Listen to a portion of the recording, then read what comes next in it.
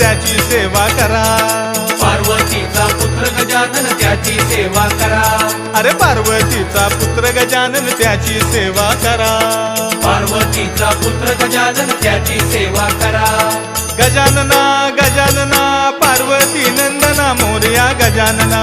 गजानना गजानना पार्वती नंदना मोरया गजानना. हे गजाननाची आवड मोठी धावत आलो आरतीसाठी. गजाननाची आवड मोठी धावत आलो आरतीसाठी. गजानना गजानना पार्वती